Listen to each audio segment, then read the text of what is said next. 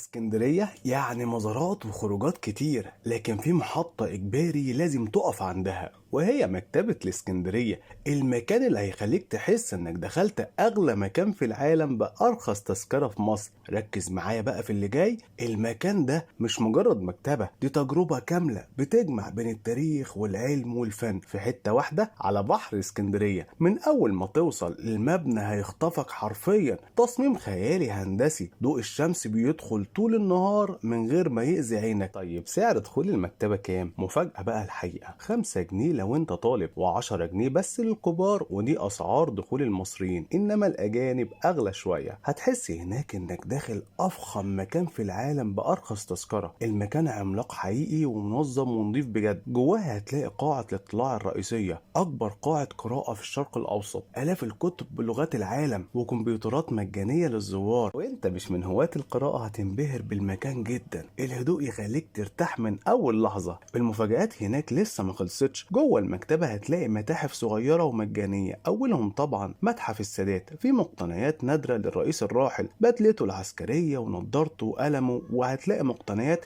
هتحسسك إنه شبهنا بسبب بساطة المقتنيات. كمان في ركن نجيب محفوظ، هتلاقي هناك صور نادرة ومخطوطات بخط إيده. الجو كده ريحة مصر القديمة. ومن الحاجات اللي ناس كتير ما تعرفهاش جوه المكتبة، كسوة الكعب معمولة بإتقان وذهب وخيوط حرير. ولو لسه فاضي ووقتك يسمح هتلاقي معارض فنية ومتحف للمخطوطات وركن للأطفال ومركز علمي بيعمل فعاليات طول السنة. بس نصيحة، روح بدري عشان وقتك في الإسكندرية لازم تحسبه بالثانية، لأن المزارات أكتر من عدد شعر راسك. من الآخر المكان ده مش مجرد مكتبة، دي رحلة كاملة في التاريخ والثقافة، وكفاية إنك في اسكندرية وبحرها اللي يرد الروح.